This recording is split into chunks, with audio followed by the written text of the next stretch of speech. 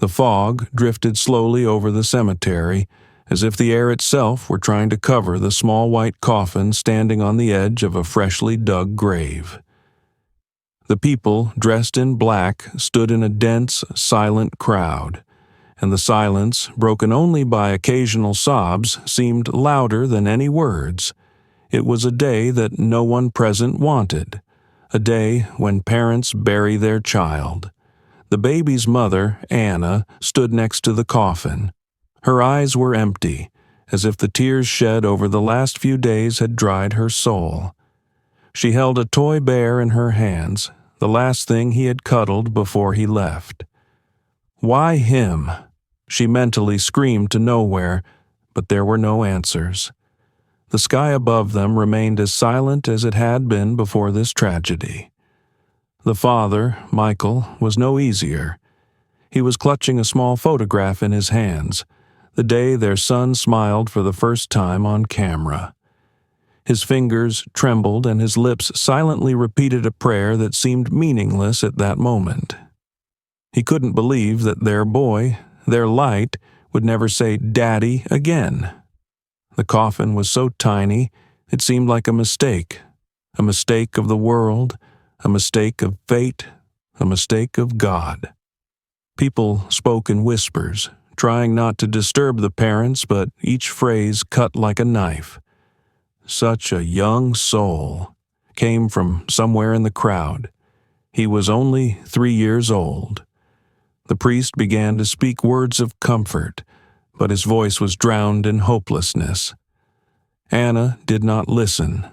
Her thoughts were somewhere out there, back in the happy days when she could still hear her child's laughter. She remembered the first time he had said "Mama," how he laughed when she tickled him. Those memories were like needles digging straight into her heart. As everyone lowered their heads in prayer, a strange sound cut the silence. The crunching of snow? No, it was a growl. Everyone turned around. At first, no one saw anything, but then a dog appeared from behind the trees. She was small, with thick gray fur, and she looked straight at the coffin. Her eyes, bright and wary, seemed to be fixed on that little white box.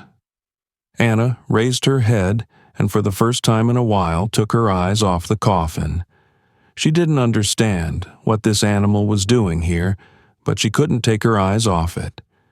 People began to whisper. Someone tried to chase her away, but the dog didn't even flinch.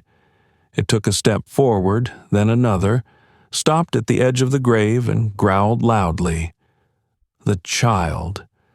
The dog stared directly at the coffin with a kind of primal, frightening tension. Her growling filled the silence with a strange energy, and then she began to dig at the ground. No one realized what was happening.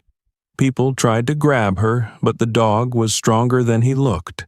Its paws threw the ground with fury, and its throat made sounds more like howling. The child's mother clutched the teddy bear in her hands and looked at Michael, but he was just as shocked.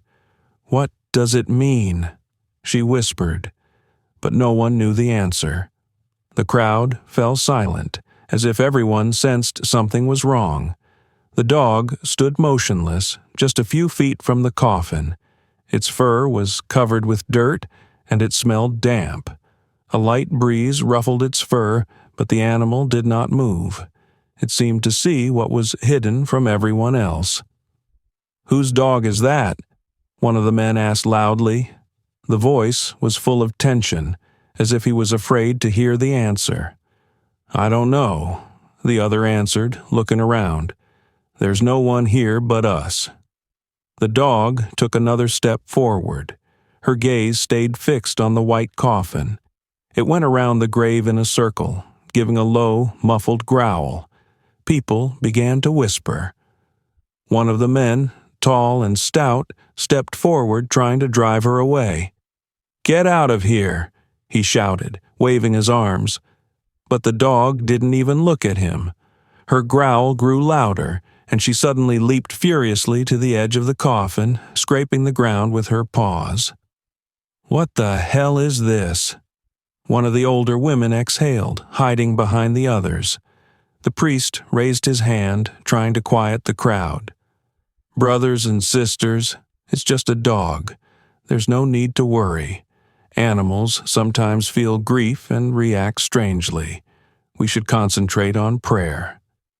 But no one was listening. All eyes were fixed on the dog.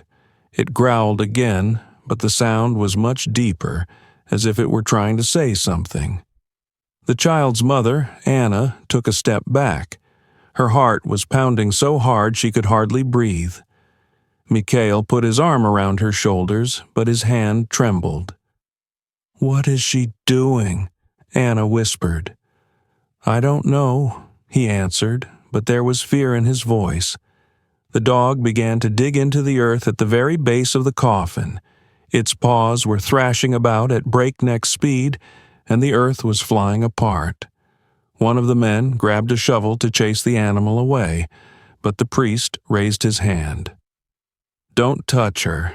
It could be a sign," he said. "What other sign?" shouted someone from the crowd. "It's just an animal." The dog, ignoring the shouts, howled and dug deeper and deeper. Its eyes glowed with a strange gleam. One of the old men suddenly exclaimed, "I've seen this before. It's a bad omen." People began to back away, as if they were afraid to approach the dog. The alarm was growing, but no one had time to do anything when suddenly there was a cracking sound. The lid of the coffin lifted slightly, and everyone froze. The sound was so loud that it echoed among the graves.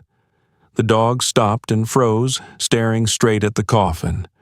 Her growl was replaced by a low, wistful howl. "It's impossible," Anna whispered, clutching her chest. And at that moment, a sound came from the coffin. Not a crack, not a squeak. It was a cry. The thin, barely audible but perfectly clear cry of a child. The crowd gasped.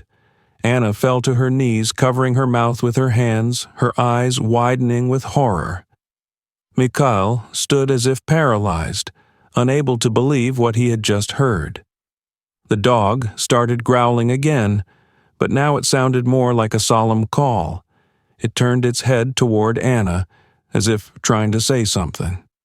People began to panic, and someone shrieked. The priest crossed himself, his face pale. "Lord, save us," he muttered. Something moved in the coffin. The lid lifted slightly, and everyone shrieked. No one dared to come closer, but everyone knew that this funeral ceremony would never be forgotten again. The dog continued digging with a fury that could not be explained. Its paws scattered wet clods of earth as if it knew that somewhere beneath them lay something vital. The coffin stood still, but a strange sensation grew in the air like a thunderstorm before the lightning struck. "What's she doing? Why doesn't she stop?" One of the women shrieked, clutching an older child to her. The men tried again to chase the dog away, but each time someone approached, it growled so loudly and threateningly that even the boldest of them retreated. It seemed to defend the coffin as if it were its own brood. "Get the hell away!" one of the men shouted, throwing a lump of earth at the dog. The animal bounced slightly, but came back, growling even harder. It gave the man a look that sent a chill down his spine. It was the look of a creature that understood far more than an animal should. Anna's whole body trembled, her hands clinging to Mikhail as the last support in this nightmare. "Mikhail, what's going on?" she whispered through her teeth. "Why is that dog acting like that?" Mikhail wanted to answer, but he couldn't. His throat constricted with terror, and his heart burned with a fear he could neither explain nor ignore. The dog, meanwhile, buried its paws in the ground again. This time it howled, but not with fear or pain. It was a sound of pain of a different nature, a kind of heartbreaking longing. Every time its paws struck the ground, the people flinched. "It can't be." The old man, standing a little farther away, muttered suddenly. His voice trembled. "What do you mean?" one of the men asked him. It's just like then." The old man gripped his cane, his eyes staring into the void. "Years ago, I saw something like this." "What are you talking about?" the priest asked demandingly. "A case in a neighboring village," the old man continued as if he hadn't heard the questions. "Also a child. The dog. It started digging, howling, screaming, as if calling. And then what?" Anna almost screamed, her voice breaking with hysteria. The old man looked at her, his face pale. "Then the baby turned out to be alive." These words fell like thunder. Everyone stood frozen in silence, not knowing what to say. Anna covered her face with her hands, her breathing ragged. "It's impossible," Mikhail said hoarsely. It's some kind of madness." But the old man shook his head. "I thought it was crazy at the time. But when the coffin was opened, I realized it wasn't." The dog, as if confirming his words, dug its paws even harder into the ground. Its growl became unbearable, almost human. The people began to move away, afraid to come any closer. Suddenly, the wind increased. For a moment, it seemed as if the whole world had shrunk around this place. The trees rumbled louder, the sky was covered with gray clouds, and the cold wind blew its icy breath on everyone. Mother Anna could not stand it. She broke free from Mikhail's arms and rushed to the coffin. "Enough! Enough!" she screamed, her voice breaking with tears. "That's my baby! Leave him alone!" She raised her hands to grab the dog and chase it away, but suddenly the animal stopped. It sat down on its hind legs and raised its head and howled a long howl. It was the dreariest and most horrible sound Anna had ever heard. And then it happened. There was a sound from inside the coffin, a quiet thud at first, as if someone had gently tapped the lid from inside. Anna froze. Her breathing stopped. The knocking was repeated, louder this time. "No," she exhaled, shaking her head. "No, it can't be." But the knocking continued, harder and harder, more and more insistent. The people froze, unable to believe their ears. And then the dog raised his head and looked directly at Anna, as if urging her to come closer. Her gaze, full of understanding and anxiety, pierced the woman to the core. In that second, her world turned upside down. The pounding from the coffin grew stronger, as if someone inside was calling for help. People around us began to look at each other, fear and bewilderment replaced by real panic. Someone tried to explain it. "It must be the wind. Maybe the ground has sagged," but each word sounded less and less convincing. The dog, as if sensing that his mission was not complete, began to growl even louder. Its fur stood up and its eyes burned with a strange glint. It circled around the coffin, scraping the ground again and again, its movements desperate, as if it were in mortal danger if it did not finish what it had started. "Get that damned dog out of here!" one of the men shouted, his voice shaking with tension. "It's not normal." "Don't touch her," the old man shouted, clutching his cane. "You don't understand what's happening." "Do you understand?" shouted the other. The whispers and shouts began to merge into a rumble like a surging wave. The women were baptized, the elderly stepped back, and the youngest began to look around, as if searching for a way to escape. "This is a bad omen," one of the old women exclaimed shrilly, her voice cut through the tense air. "This is not to be. It's a sin." Anna looked at the dog, at the coffin, at the crowd. Everything that was happening had become unbearable for her. Her heart, broken by grief, was now burning with terror. "It's my baby," she screamed, bursting into tears. "Stop it. Everybody shut up!" But no one was listening. Panic was growing. A few men gathered their courage and rushed toward the dog with the intention of driving it away by force. One grabbed it by the collar, but the dog turned sharply, growled, and clawed at his sleeve. He recoiled, grabbing his arm. "Damn thing!"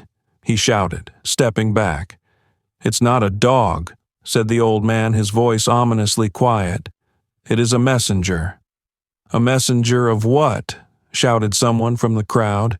"Death, life, or something we don't understand."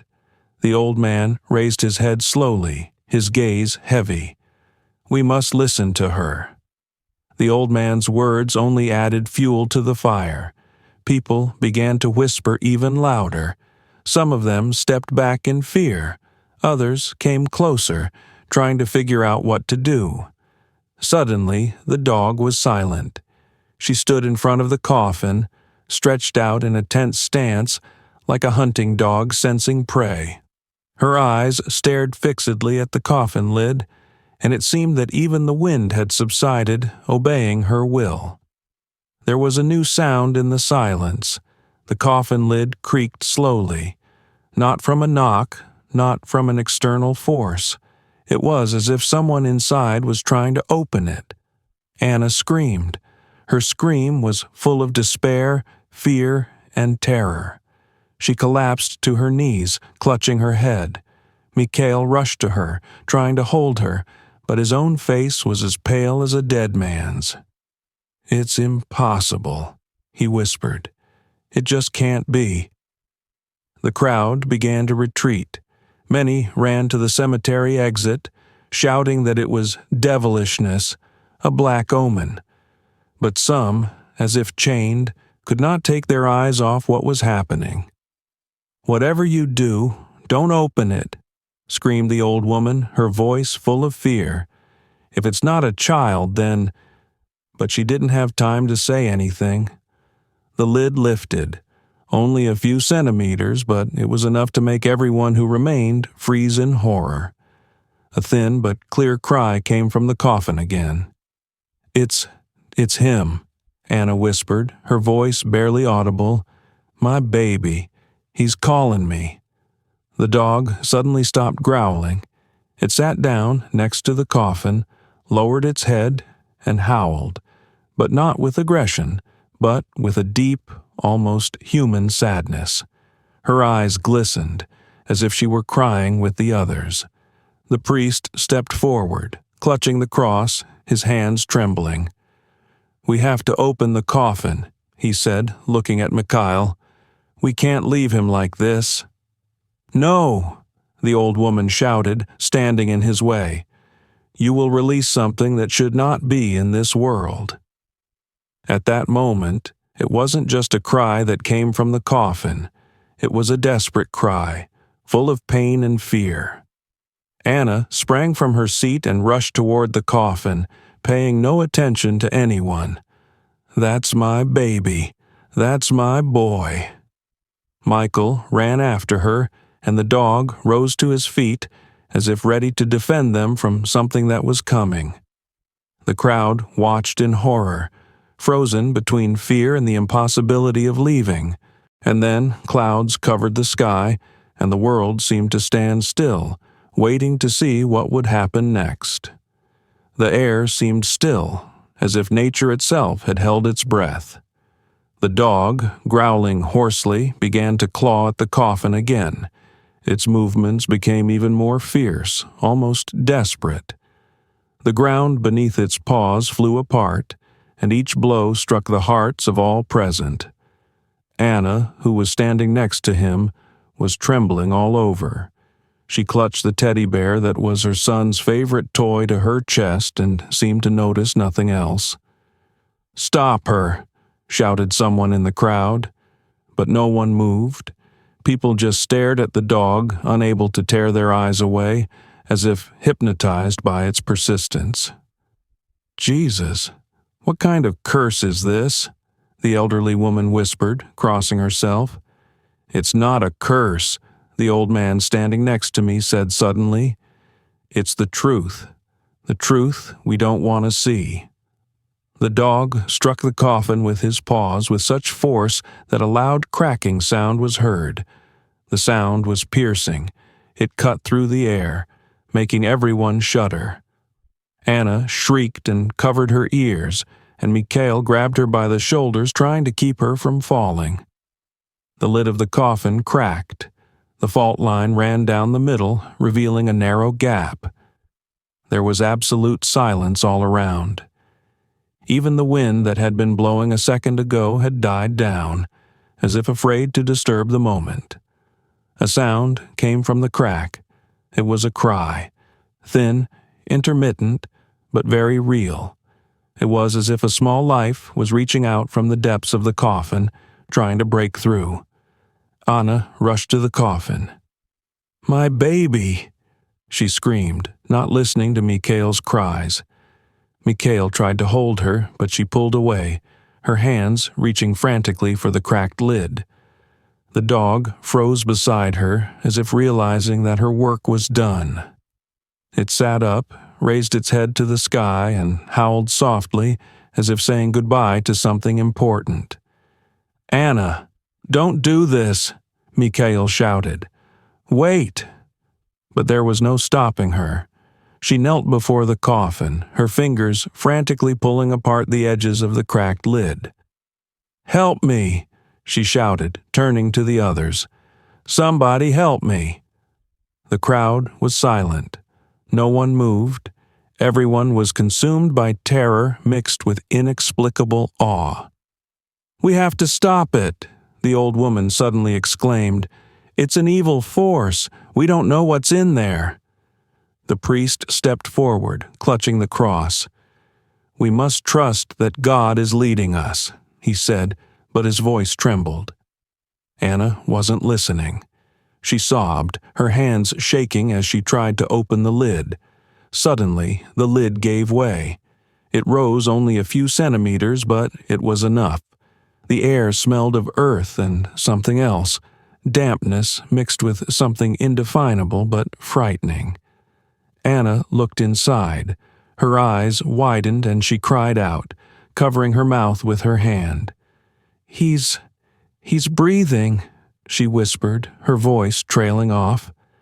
Tiny hands reached out to her from the coffin. The baby lay inside, his face pale, but his eyes were open. They looked directly at Anna, filled with tears and life. The crowd gasped. Some fell to their knees, some covered their faces with their hands. "It's impossible," Mikhail muttered, stepping closer. But the child was alive. He was breathing, he was crying, and his little hands were reaching out to his mother, who had thought him dead all this time. "It's a miracle," shouted someone from the crowd. But not everyone shared in the joy. The old woman stepped back, whispering prayers, and the dog rose to his feet, growling again. Her gaze was fixed somewhere far away in the darkness of the forest, as if there was something lurking there that no one had noticed. "It's not over yet," the old man whispered suddenly, his face gray as ash. Anna clutched the baby to her chest, her tears streaming, but her joy was overshadowed by the ominous silence that once again enveloped the cemetery. The dog, growling softly, began to stagger away, its eyes no longer focused on the coffin. It was looking at something invisible to everyone else. Just then, a bolt of lightning cut through the sky. The thunder struck with such force that the ground beneath our feet shook. People screamed and someone fell, and amidst the chaos, amidst the crying of the baby, the growling of the dog, and the shouts of the crowd, Anna realized that the joy of her son's return was mixed with something much greater. Something that was just beginning to awaken. Everything froze. Even the bravest, those who had tried to explain what was happening by natural phenomena or the deception of hearing, stood in horror, not knowing what to do. The loud wailing coming from the coffin was real. It was so distinct that it could not be written off as wind or imagination. It was the cry of a child, torn and defenseless, cutting through the air like a knife blade. Anna pressed her hands to her ears. Her body trembled, tears streamed down her cheeks, and her lips whispered silent prayers. She stared at the coffin as if expecting it to end. But the screaming didn't stop. It grew stronger, filling the entire space. This can't be," shouted someone from the crowd. "He's alive! The baby is alive!" The young woman closest to Anna screamed shrilly, "Shut up! It's not him! It's something else!" The old woman wailed, clutching the cross to her chest. Her voice trailed off, her face contorted with fear. Mikhail took a step toward the coffin, but his legs felt like lead. He looked at his wife, then at the dog, who had started growling again, standing between the coffin and the crowd. Her fur was standing on end, and her eyes were full of tension. "Anna," he wheezed, "maybe we should wait. Call someone." "Summon who?" she shouted, turning sharply toward him. Her voice was full of despair. "He's calling me. Can't you hear me? It's our son." But her words hung in the air. Those gathered began to withdraw, some silently, some shouting prayers or accusations. "It's a hoax," one man whispered, holding onto his wife's hand. "It's not a child. It's something unclean." "We see a sign," another woman shouted at him. "God is showing us a miracle." "Shut up," the priest shouted, raising the cross above his head. His face was pale and his hand was trembling. "We must keep the faith." But even he didn't know what to do next. Anna, not listening to anyone else, rushed to the coffin. Her hands gripped the cracked lid with force. "It's my baby," she whispered through her tears. "It's my baby. I can feel him." "No, Anna," Mikhail shouted, rushing toward her. "You don't know what you're doing." He grabbed her shoulders, trying to stop her, but Anna lashed out with a strength no one expected from a fragile woman. "Get out, Mikhail," she shouted, her eyes glistening with tears. "This is my son, and I will save him, even if none of you believe it." The lid gave way a little more. The cracking increased, and for a moment there was an ominous silence. Suddenly, there was a cry from the coffin. It wasn't just a cry. It was a scream full of pain, fear, and something else, something no one could understand. It was inhuman. The crowd gasped. People began to shout. Some rushed out, pushing others away. The rest stood paralyzed, not knowing where to go. Anna froze. Her arms dropped and her body froze in an awkward pose. Mikhail reached for her, but didn't move any further either. "Anna," was all he could utter. The dog, which had remained motionless all this time, suddenly howled. His howl was long and piercing, mingling with the screaming that continued from the coffin. "It's not our son," Anna whispered suddenly, her face pale. "What are you saying?" Mikhail struggled to get the words out. "It's not him," she screamed, recoiling from the coffin. "That's not my boy."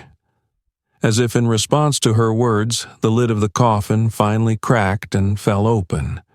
A small hand emerged from inside, but there was something unnatural about its movement. Anna shrieked, pulling back.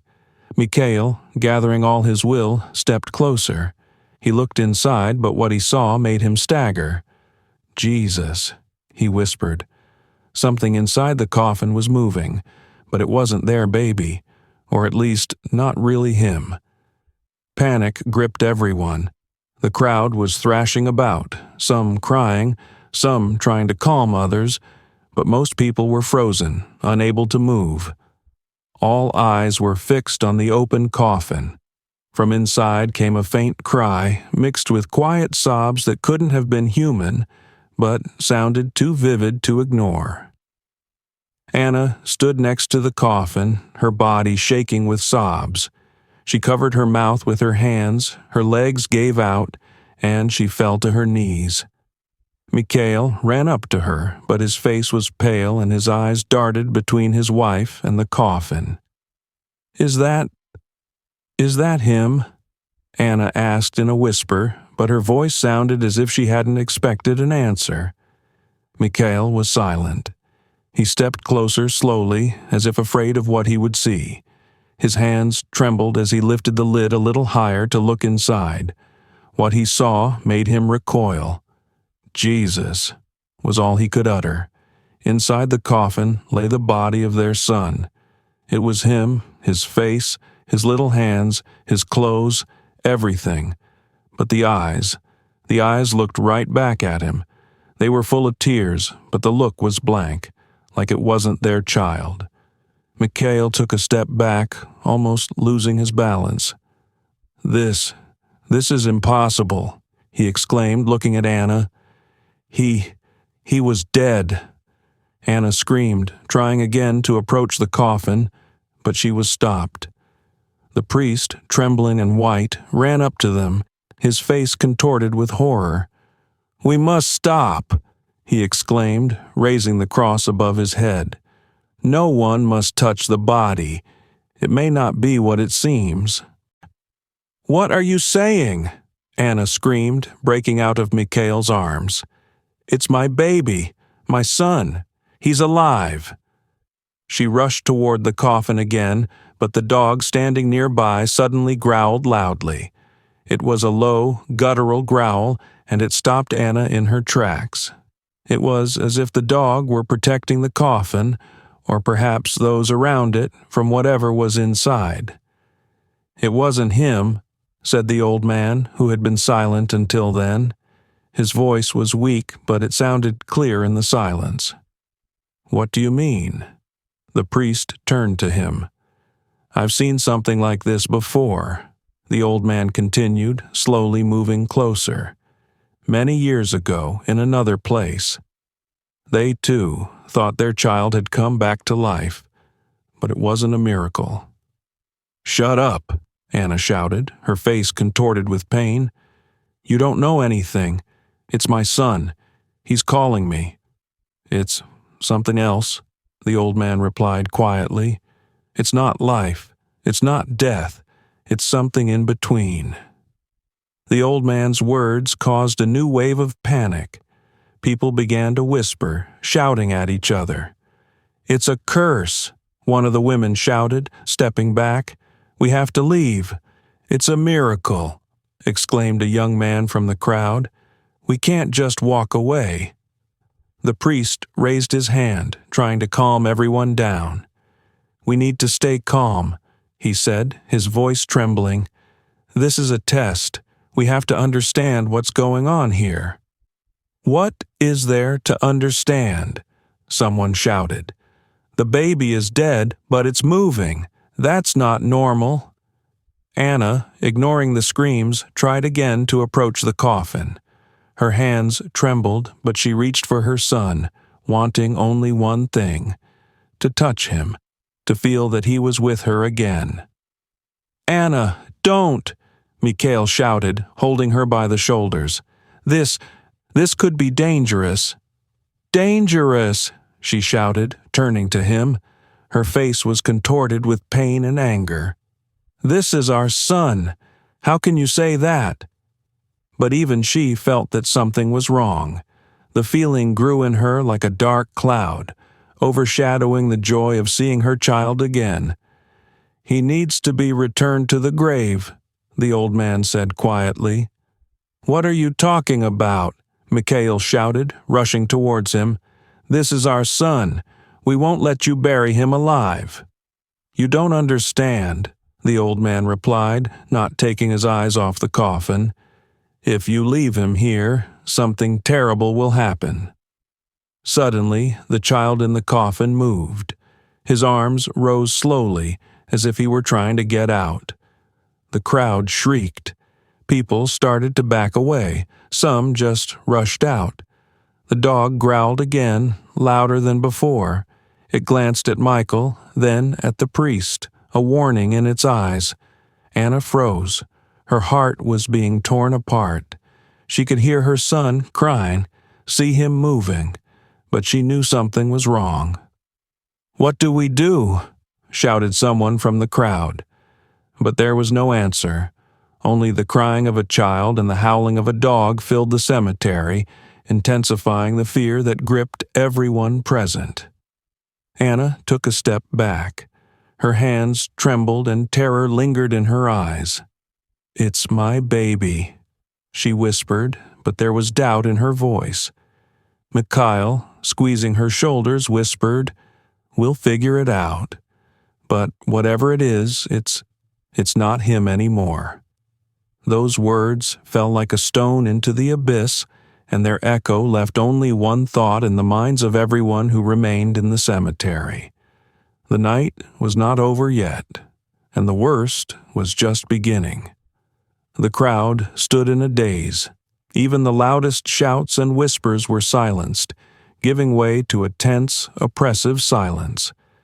Everyone held their breath as they watched a few men, gathering all their courage, slowly approach the coffin. They were unprepared for what awaited them inside, but fear was mixed with a lingering, inexplicable desire to know the truth. The priest crossed himself and, raising the cross, said a silent prayer. It seemed to him that it was the only thing he could do to protect everyone. But his words were weaker than the anxiety that hung over the crowd. "We have to do this," the tallest of the men said, barely concealing the tremor in his voice. "We have to see what's in there." The other man, broad-shouldered and strong, nodded. He stood beside him, his face a mixture of determination and fear. Their movements were slow, as if each second before they opened the lid fully would drag on endlessly. "Stop!" the old woman shouted, clinging to the shoulder of one of the men. Her face was twisted with horror. "You don't know what's in there. Don't touch the coffin before it's too late." "Shut up," he said sharply, brushing her hand away. "We can't leave it like this." The dog, standing next to the coffin, growled loudly again, warning. Her fur stood up, and her eyes glittered with an anxious gleam. She thrashed around as if trying to stop what was about to happen. But the men paid no attention to her. Mikhail held Anna's hand, not allowing her to come any closer. She was trembling, her eyes full of tears, but her face was a mixture of hope and terror. "They're right, Mikhail," she whispered softly. "We must find out the truth." "Really?" He looked at her with despair. "What if it's not true, Anna? What if it's not our son?" The words hung in the air like a weight, and at that moment one of the men gritted his teeth and grasped the edge of the lid. The other helped him.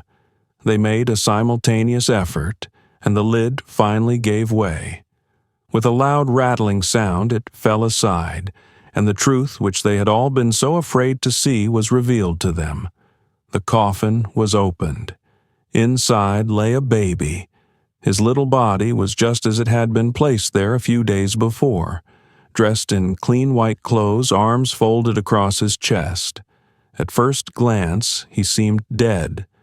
But then something changed. His chest slowly rose, barely noticeable at first, but then more noticeable. He took a deep breath, and his lips opened slightly. The crowd gasped, and people began to back away, not believing their eyes. Anna collapsed to her knees. "It's him," she whispered. "It's my baby." But her words froze in mid-air as the child opened her eyes. They were not the eyes she remembered. Instead of the usual gentle gaze, they were filled with a cold, empty glint. His eyes wandered around, as if searching for someone or something, but there was no recognition in them. It was a look that seemed both childlike and unnatural. The baby opened its mouth and cried again, but this cry was different. It was loud, It was harsh, and it had a pain that went straight to the heart of everyone who heard it. It was a cry that could not be ignored. "Lord, save us," one of the men whispered, releasing the lid and taking a step back. The old woman fell to her knees, praying and closing her eyes as if trying to turn away from what she saw. "It's not him," said an old man standing nearby. His face was white and his voice was barely audible. "It's a child's body, but it's not him. Something is using him." "You're talking nonsense," Anna shouted, rising from her knees. She stepped forward, but Mikhail blocked her way. "Anna, stop!" His voice was harsh, but it was pleading. "Look at him. You know it's not him." "That's my son," she screamed, tears rolling down her cheeks. "I know his cries. I can feel his breath." She tried to step around Michael, but he grabbed her by the shoulders. "If it's him, why are his eyes like that? Why do his cries make us tremble?" Her body stiffened. Her heart was tearing apart, but she couldn't help but notice. There was something wrong, foreign, about that cry. Meanwhile, the child in the coffin moved more and more. Its arms, weak at first, began to twitch with unexpected strength. The crying turned into something more, a scream that made me want to cover my ears. The dog rushed toward the coffin. It jumped to the edge and growled loudly, its eyes staring straight at the child, full of determination. It wasn't just an animal. It was a creature that understood what was going on, more than anyone else in the room. The child suddenly turned his head. He looked straight at the dog, and his scream was cut short. The sudden silence was even more frightening. "What was that?" one of the men whispered, stepping back. The dog growled even louder. Her body tensed, and she seemed to be preparing to jump. Anna couldn't stand it any longer. She broke away from her seat and rushed to the coffin, but Mikhail stopped her again. "Stay back!" he shouted, struggling to hold her back. "That's my son!" Her voice was full of despair. "Let me go, Mikhail!" But in the back of her mind, a doubt was growing. Something terrible was happening here in this cemetery, and it was only the beginning. Meanwhile, the child opened his mouth again, but this time he didn't cry. His lips began to move as if he were trying to say something, and then a voice came out of his mouth. But it was not the voice of a child. The dog howled. It wasn't just a howl. It was a shrill, longing sound that seemed to fill every corner of the cemetery. She stood by the coffin, her whole body tense, her eyes filled with anxiety as she glared at the child lying inside. The dog's howl made everyone freeze, as if nature itself had stopped in anticipation of something inevitable. The priest stepped forward, raising the cross. His face was pale, but his voice, full of trembling, tried to give the crowd back at least the illusion of control. "It's a sign," he said loudly, crossing the air. "Perhaps it is a miracle, a manifestation of God's will." But even he did not believe his own words. His hands trembled, and the cross he held seemed a feeble defense against something that could not be understood or explained. "A miracle?" The old woman, still on her knees, shrieked shrilly. "You call this a miracle? It's a curse. We have awakened something that should have remained underground." "Shut up, woman." The priest tried to shush her, but his voice sounded uncertain. Meanwhile, the child in the coffin moved again. His movements were strange, unnatural, as if his body were subject to someone else's will. When he opened his eyes and looked at the crowd recoiled. There was no fear, no pain, no joy in those eyes, just a cold, frightening emptiness. "It's not him," said an old man standing a little farther away. His voice was quiet, but it sounded like thunder in the silence. Everyone turned to him. His eyes were filled not only with anxiety but also with a deep, oppressive understanding. He came closer with difficulty, leaning on his cane. "I've seen it before," he began, his voice hoarse but firm. "Many years ago when I was young. It was in another village, far from here." The crowd froze, listening to his every word. Even the dog stopped howling and turned to the old man as if he understood what he was about to say. "There was a child then, too," he continued, "a boy like this one. He was given a proper burial, but a few days later, people started hearing screams from the grave. Nobody wanted to believe it. No one wanted to go near. But one day, the parents couldn't stand it. They dug up the coffin and opened it. The old man was silent, his eyes staring off into the distance, as if he had seen that terrible day again. "And what did they find?" someone in the crowd asked in a whisper. The boy was there. His body was moving. His eyes were open. He was screaming. But it wasn't him. It was something else, something that took his form. Anna shrieked and clutched at her heart. "No!" she screamed, her voice full of pain. "It's my son. It's him. It's something. You're wrong." But the old man didn't look at her. He shook his head slowly. "What lies in that coffin has not come back to life. It's not a resurrection. It's not a miracle. It's a deception." "Deception?" Mikhail asked sharply, stepping forward. "What do you mean?" The old man looked him straight in the eye. "It's not a child. It's something that came in his place, a creature that's using his body." The crowd began to whisper, fear turning to panic. Some crossed themselves, some stepped back, and some just stood there, unable to comprehend what they were hearing. "This is nonsense," shouted one of the men. "He's just an old man frightened by his own shadow." But the priest, turning even paler, turned to the old man. "Is it a spirit? A demon?" he asked, struggling to hold back a shiver. "I don't know," the old man said. "But one thing I do know is that if we don't get him back, something terrible will happen." "Shall I return it?" Anna screamed. "What are you suggesting? Bury him again? He's alive. He's breathing. He's crying. You want to kill my baby?" The old man wanted to answer, but at that moment a sound came from the coffin again. It wasn't a scream or a cry.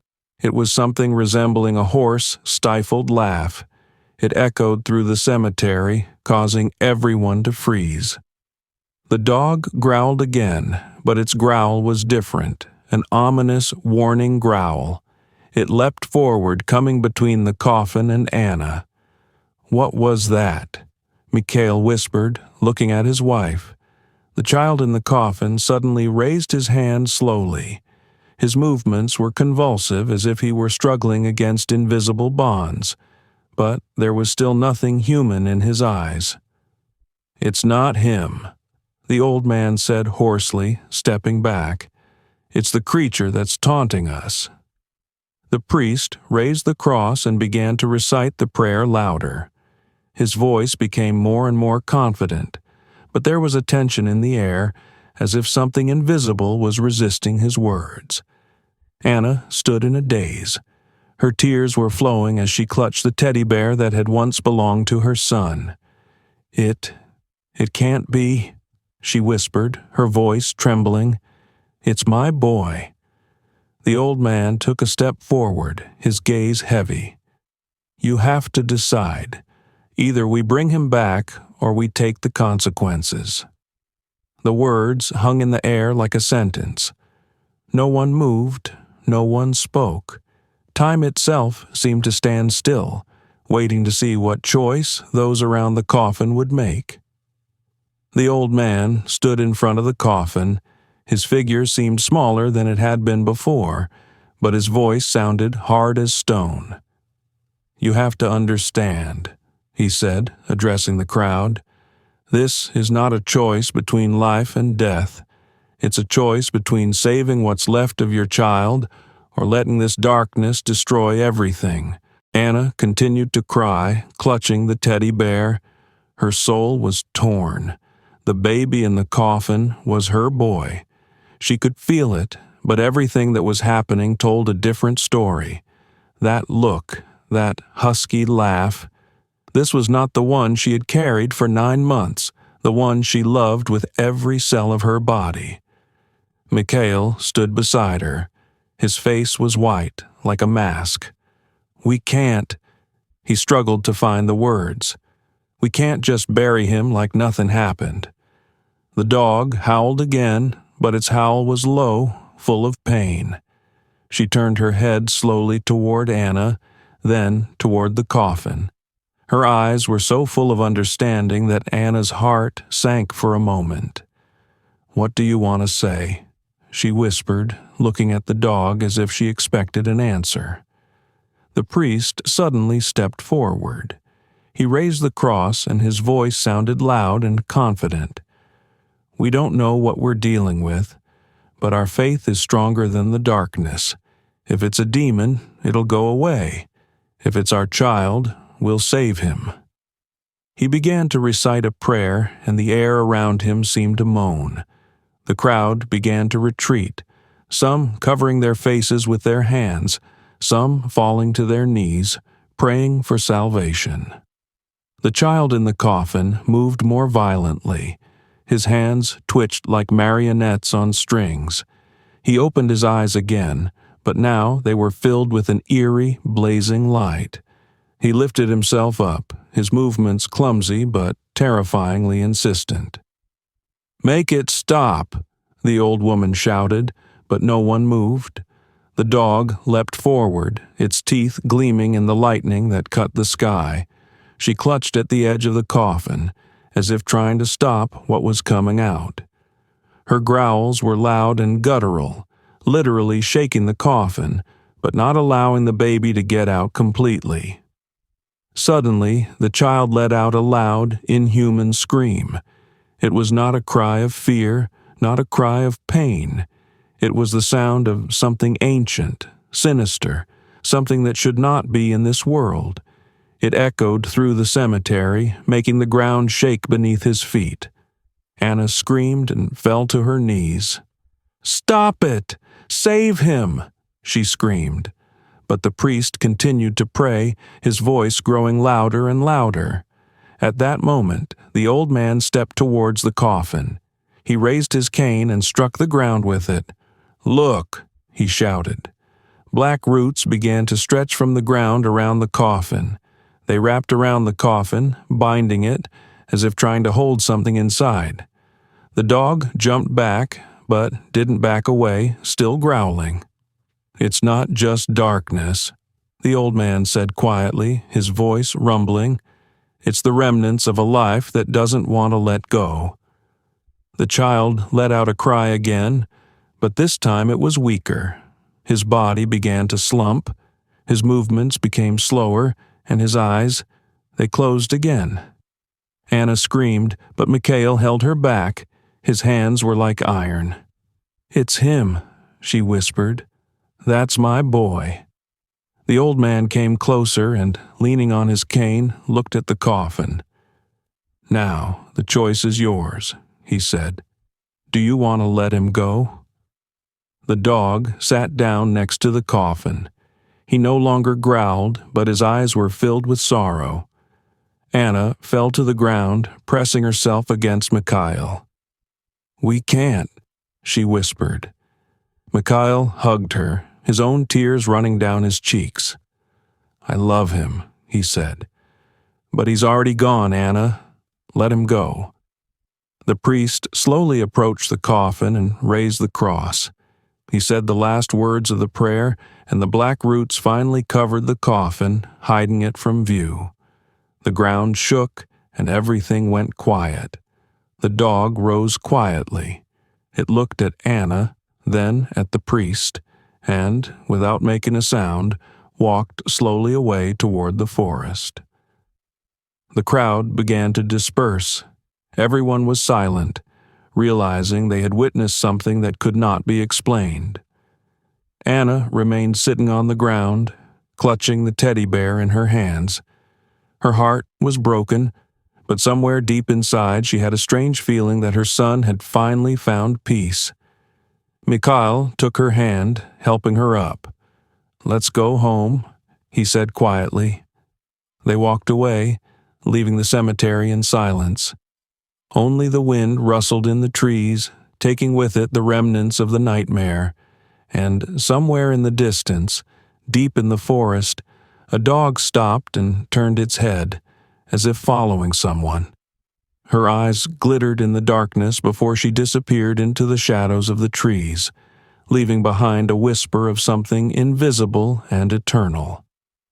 If this story evoked strong emotions or made you think, we'd love to know what you think in the comments. What do you think about what happened? Have you ever experienced something unexplainable or mystical in your life? What would you do if you were in the shoes of the characters in this story? We value each and every one of you, and your opinions are truly important to us. You are what makes our community unique, and we are happy to share these extraordinary stories with you. Don't forget to subscribe to the channel so you don't miss new exciting stories, and put a like if this story made you experience real emotions. We wish you a good day and only bright moments in life. Thank you for being with us.